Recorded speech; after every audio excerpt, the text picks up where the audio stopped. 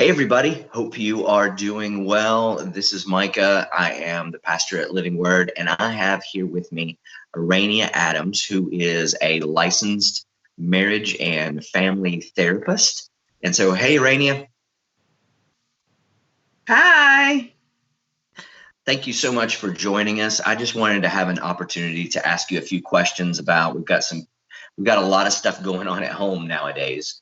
And so I thought that having you here with us to kind of help answer some questions might help maybe alleviate a little bit of anxiety or stress at home. Yes, I have some tips. All right, great. Now you also work on the coaching team here at Living Word. Is that right? Yes, it is. Yeah. So, and I've heard a lot of good stuff about you and from people who you work with that kind of sing your praises. So I'm excited to be able to kind of pick your brain today. Thank you. So I wanted to start out with what are some of just talking about from your perspective and what you've been seeing and hearing, what are a lot of the challenges that people are facing right now that might be increasing anxiety or even depressed moods, that kind of thing? Well, some of the challenges right now is that people don't know what's going on. You know, people are reading all different news stories. Everything is changing every day. So you have this fear of the unknown. You don't know what to expect. You know, you go to sleep, wake up, and you have a story, but all we know is we have to isolate, so it's a lot of challenges for people who are used to being busy, or they're used to being out of the house, or they have even having your private time just by yourself. You don't even have that anymore because you're just stuck in the house with your family, and so it's just a change in the daily routine that has a lot of people a little bit stressed out, and the anxiety is increasing. Yeah, so sometimes even if, and even this has happened with myself and with our staff, is there's not more work, it's just a different kind of work. And so the natural shifting and the change has added a level of not anxiety, but of stress that you wouldn't anticipate, I guess. Yeah, it's true. We've noticed it in our household too, just trying to shift to working from home, making sure everyone is taken care of all day. We don't have, it's that every once in a while, a run to the store and come back home. So yeah, it's the same amount of work. It's just having to adjust to the way things are right now. So that can really be a challenge, especially if you are used to just doing things just so.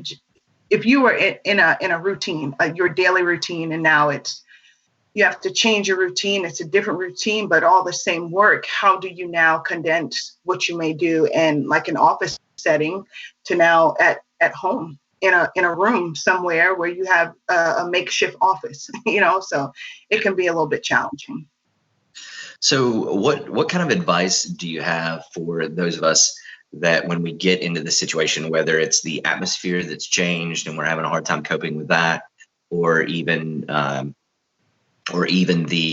just the anxiety, if when those stress levels go up or you start feeling kind of an anxiety level toward that, what are some things that people can do to help cope with that and to actually possibly even beat it?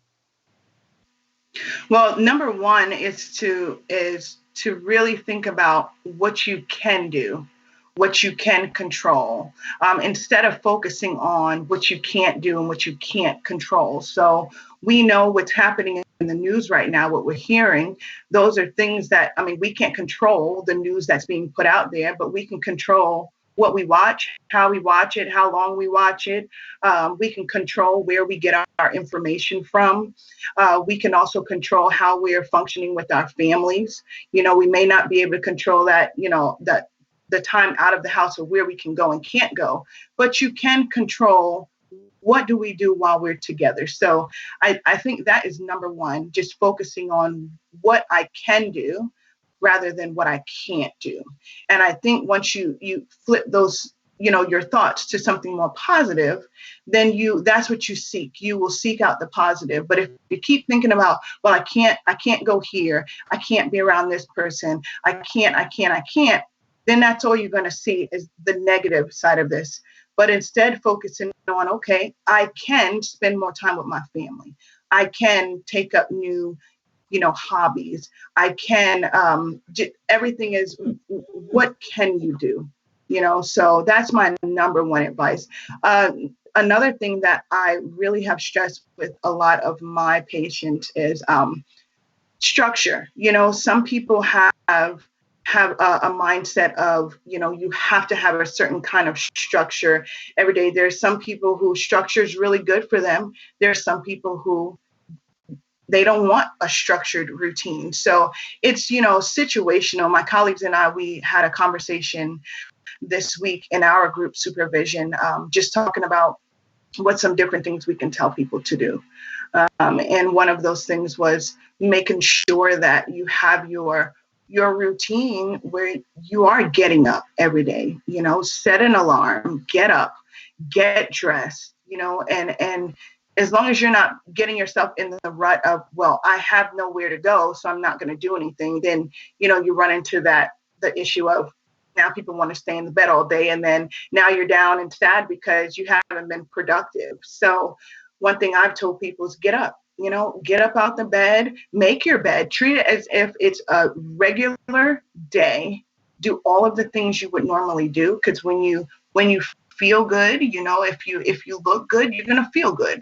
So I've really stressed that to people.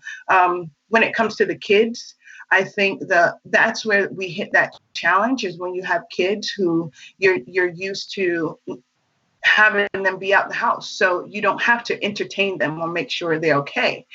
But now we have to make sure, okay, are we really pushing doing the schoolwork? Are we keeping them off of, having too much screen time for things that aren't necessary? So I would say really structure the day as if they were in school. They're not going to be on their phones and devices in school. So why would you allow them to sit at home all day and be on the devices? So getting creative, just being productive.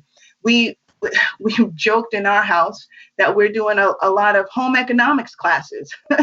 So, you have to figure out for your family what works. We love to cook. So, we have the kids they have their days. Who's cooking dinner?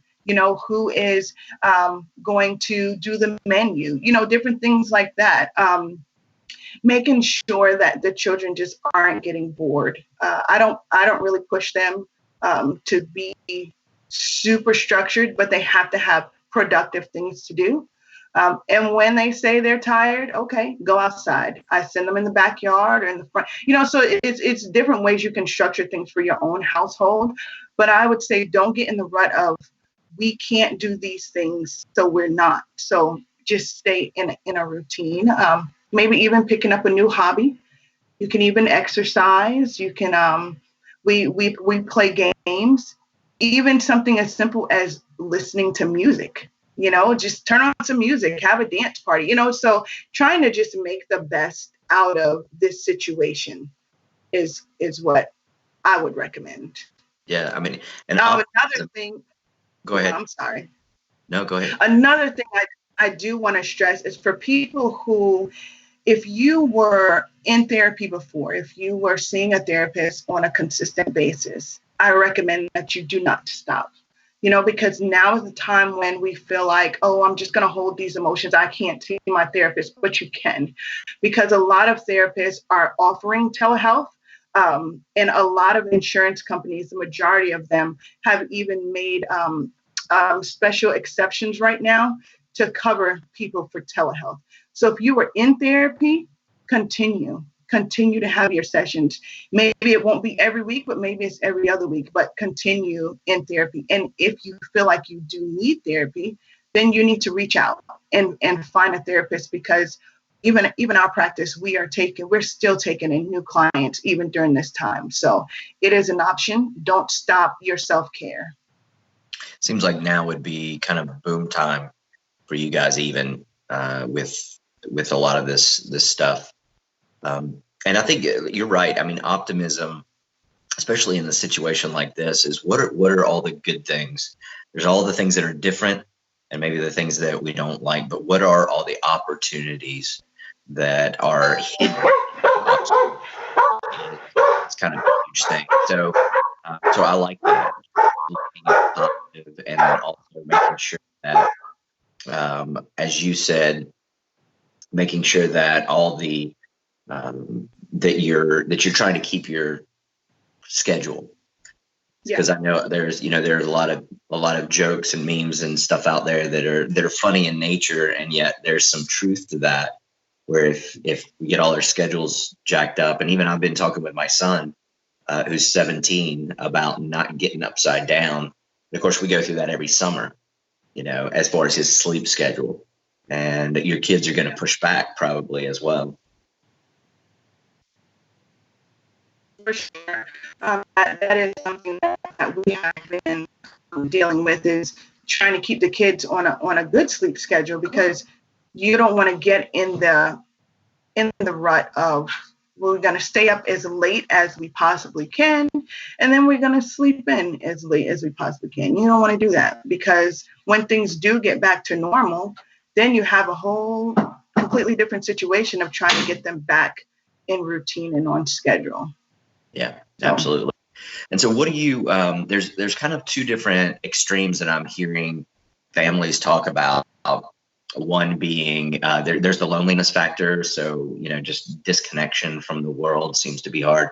And then there's others that they would never say this, but secretly there are parents that want to punch their children right now, with being crammed in the house for long periods of time. And they love them, but they are not used to 24/7 with their kids. And so you mentioned structure, which that can help. So taking these one at a time with the parents that have kids at home and they're not used to that, they're not trained educators, so they're possibly trying to do that. And then especially even some of them that are trying to work from home, and yet, they have a number of children that they're responsible for, keeping out of trouble, all the way to fully educating them. I know one couple that school keeps sending home work, but the teachers are not teaching the children in a virtual atmosphere. They're just sending work for the parents to basically be the teachers. So what can busy side? What advice can you offer for parents not to continue to love their children throughout this whole thing? Yes. and not punch him in the face, right? So I would say definitely, I know we joke about it, but it happens. It happens when there's not a stressful time, where kids are being kids. They have never experienced anything like this before, so we have to remember that, and we have never experienced something like this before. So we have to remember, as parents, as adults, we know how to control our emotions, and we need to teach our children that right now. We need to teach them how to speak about, when things are getting stressful, how are you feeling? Because they may not know that what they're hearing all this news. They may not know that what they're feeling is anxiety. They just may feel like something is different, something doesn't feel right. And so their behavior starts to change. So it may change in the way they're talking to you, or the way, maybe they have cabin fever and they are tearing your house apart and you don't know what to do. So really talking about your emotions, talking with the kids, even when we're feeling that anxiety and that fear, I think, in an age appropriate way, of course, talking to your children about how you're feeling about it. Because what we don't want to do is shield our feelings from them. And then they look and think that everything is okay with us, when really deep down, we are a ball of stress, and then if we're not talking about it, then they just think, okay, well, I guess mom and dad are perfectly fine, and you're really not. So just really teaching them how to talk about what they're feeling. And then when you do feel stressed out with your kids, walk away. I tell parents all the time, if you cannot handle your emotions with your child, you need to walk away. And you can say to them, I just need a moment. I need to walk away because I may not respond in a good way. So I need to walk away and I need to think about it. But the most important part is coming back afterwards and having that conversation with them to say, okay, this is how I was feeling. Let's handle this situation. How are you feeling? But I think now that we're all in the house together, this is going to be even more important for us to have those conversations, or you're going to run into you're just going to explode. You're going to have arguments and stuff. So really just taking time to yourself when you need it. If you need a shutdown moment, shut it down and just go be alone for a few minutes. I encourage spouses, parents, take some time together. After the kids go to sleep, you can still have a date night. You can still spend time together. Don't lose that connection, because now we feel like, well, we're in the house together all the time. Why do we need alone time? But you do, because we're in the house and maybe one parent is in one room working all day, the other parent's in another room working all day, the kids are in their room, so just really figuring out how do we keep that same structure of being together, and also how do we talk about our feelings when we need to just have some time alone. So that's how I would. Yeah.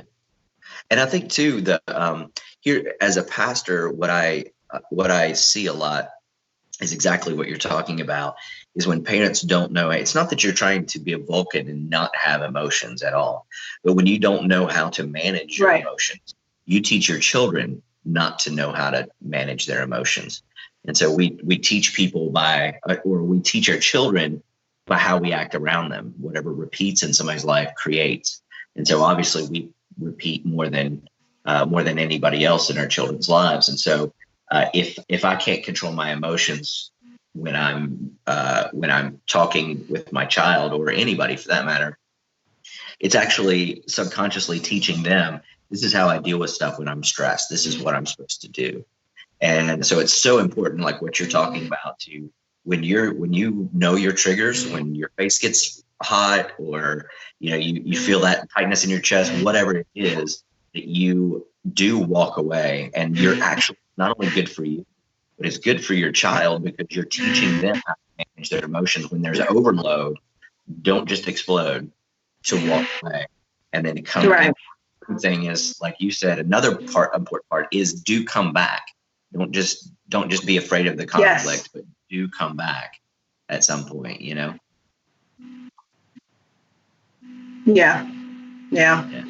It's very important. It really is. Another thing is being mindful, just being mindful of how, what's going on in your household, right? So we can't really focus too much on outside of the household. Of course, we can't control that, but really being mindful.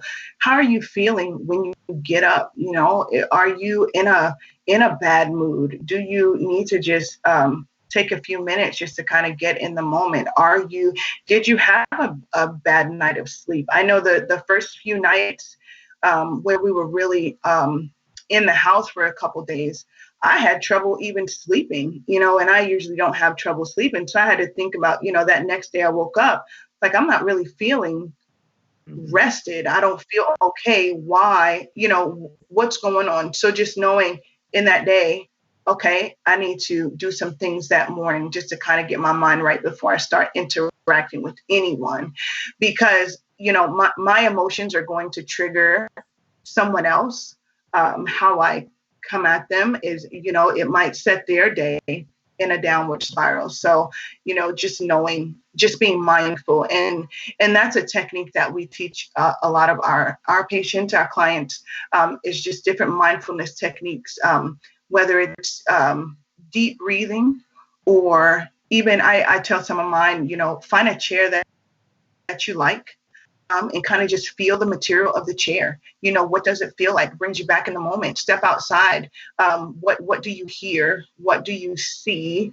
You know, what smells? Because all of that mindfulness, it just brings you back into the moment instead of focusing on what happened yesterday or what's going to happen at the end of today. Let's focus on this moment right here. How is it making me feel? And that's just a technique that we really work on, because it brings you out of the anxiety, and it's a great distraction from your worry, you know. So you really have to get in the moment. I do this with my clients where I tell them this one thing, and everyone laughs at me when I first do it. And then later on, they tell me how much it was helpful. I tell people, when you're dealing with anxiety, think about your left big toe. This sounds absolutely crazy when you say it out loud. But if you tell someone to focus on their left big toe in the midst of anxiety, I bet you're doing it now, right? Yeah, so you really have to take your mind and go to, okay, what is my left big toe doing? Like, how is it? That's funny. So I do that. So just imagine you're having this anxious moment and you stop your thoughts and say, okay, what is my left big toe doing? Right? So you really have to just stop, close your eyes and be in the moment. So things like that. It sounds silly, but it's so helpful. Yeah. No, I like that. I like that a lot. And it's almost like being aware of yourself and your surroundings.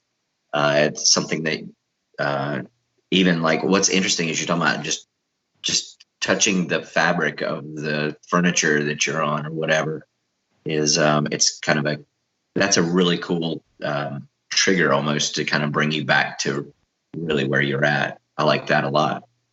So now with I am an introvert just by nature. I love people.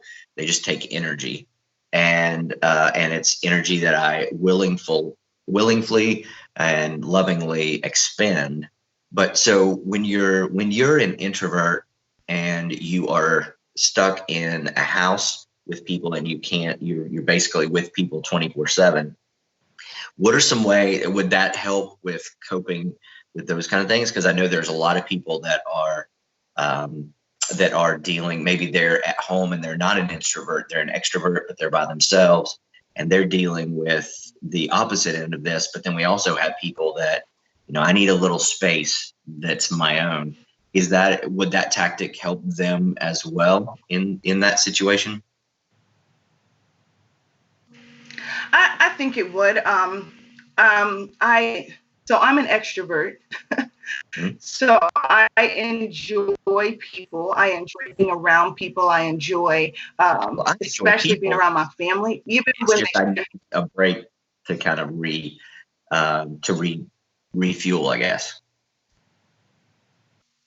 Yeah. So if you're an introvert and you're stuck at home with all these people, that is where you can really put into place some alone time, right? So yeah, you might spend 3 hours with your family sitting on a sofa watching TV, but then you're like, this is enough. I can't handle this. I just need some time. It's okay to step away and find a happy place in your house. Maybe it's your bedroom where you just need to sit by yourself, read a book, play a game or something on your phone, or, anything that's going to give you your personal time, So I think these are all normal. I hate the word normal, but these are all normal things that people go through where I need my space. What am I supposed to do? So I think it's okay. And it's also okay to say that to the people who are around you. Like, I'm enjoying you. I need some time away though. It's not you, it's me. So making sure they know this is a me thing. This is not a you thing. And then asking them to just be respectful of that time that you want to yourself. That's good. Now, what about the other side where maybe you're somebody who is feeling anxiety or just stress or just loneliness? Maybe it's not anxiety or stress. It's just loneliness. They get energy from people And now there's not a lot of people around in their particular situation. What are some ways that they can deal with that? So stay connected. Stay connected with friends, stay connected with family. I saw somewhere posted where it said, just because we're social distancing does not mean that we cannot communicate, and it makes so much sense that we can still socialize. We just can't physically be in the same space. I'm naturally a hugger. I hug everyone. And so, it's hard for me to know I can't just hug somebody, when I want to. I can't be around people. So staying connected on different video conferencing apps. My friends and I, we did this last night. We're like, okay, we talk every single day. We send text messages all day, and we can see each other when we want to, but now we can't. What do? So we downloaded an app, and we had a video conference, and in this particular app, we were also able to play games. So we talked for a while, we played games for a while, and we chatted just as we normally would. And I think we were maybe on 30, 45 minutes, and we were like, okay, so this is how we stay connected. So now's the time you really have to be creative. Definitely reach out to people. Don't stop talking to people. You can still have conversations.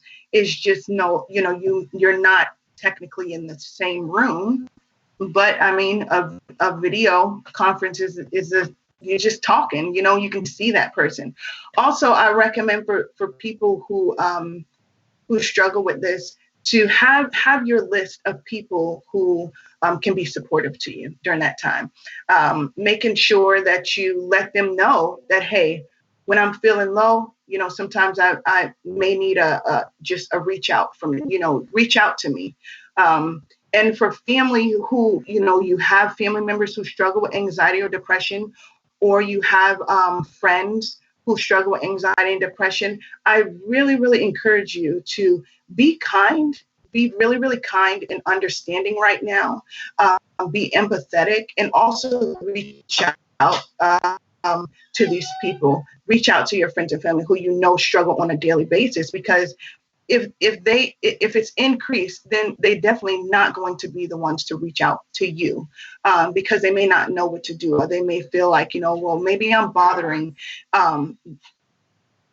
that person. I'm not going to keep calling them. So just really be kind. Be kind to these people, and get creative, right? So there's ways to connect now. We have all this modern technology that I promise you, I did not appreciate modern technology before all of this as much as I do now.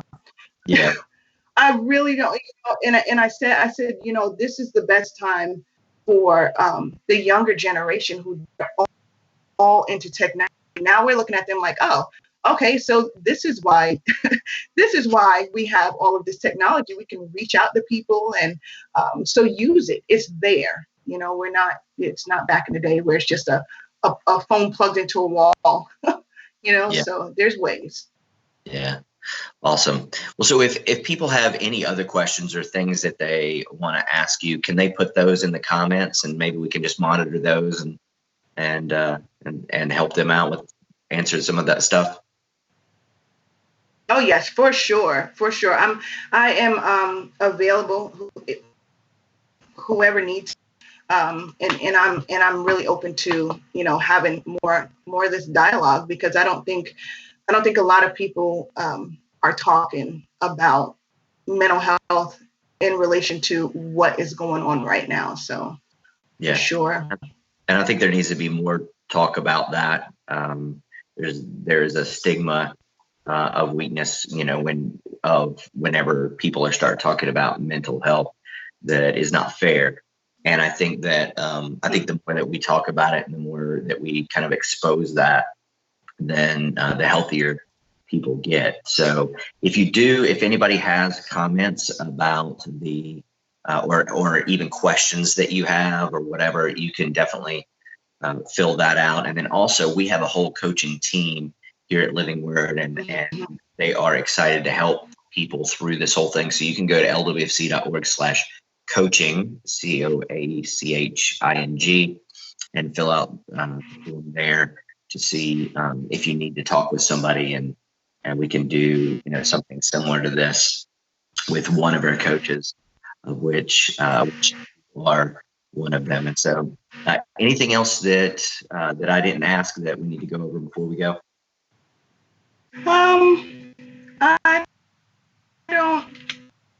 Let me look at my notes. I don't think so. I wrote quite a few things down. I think we covered it all. And if we have I think stuff like that, we can go through. We can do another session, possibly, just answer okay. The bunch. Yeah. So one thing I did want to add is a quote that I saw, and it said, "Anxiety can make us feel powerless, and that is what leads to fear." So I just want to make sure that we stay positive, and definitely stay in the Word. And before we came on, I kept thinking about, some people don't think about anxiety as being something that's been around. This is not just something that has just come out the woodworks. It has been around, and I often think of the Bible verse about being anxious for nothing. So I really hope that people take it seriously and don't just think that, and it's normal, right? So it's right, this anxiety and everything, but it's what do you do with it, and how do you handle those emotions? That's what's going to get you through. Yeah, that's really great. And yesterday I was talking about in the message about that sometimes you feel powerless because you don't realize that you have a purpose in all of this. And so if you can find that purpose and be about, what you're called to do in the context of something like this, then it gives you meaning and purpose, and you're not just kind of a drift, out of control kind of a thing. So, whether that purpose is with your children, with your marriage, like you said, learning something new that you've always wanted to learn, but you don't just binge watch Netflix, but learn a new skill that you would never have the opportunity for. And then at the end of this whole thing, you're looking back thinking, wow, if that had never happened, I wouldn't know this. I wouldn't be able to add that to my resume, or I wouldn't have this skill, or my relationship with my family wouldn't be as strong. So that optimism is huge for sure. Yeah. Well, thank you so much. You're welcome. I appreciate it. And thank you for your time, your expertise. You're helping a lot of people. And I just want to thank you for using your calling, your purpose to help other people. Thank you very much. I'm truly honored to be able to share this information. So thank you. All right. Yeah, you're very welcome. I'm excited to have you on. Very honored to pick your brain a little bit. Well, everybody, thank you so much. And I hope you all have a great day.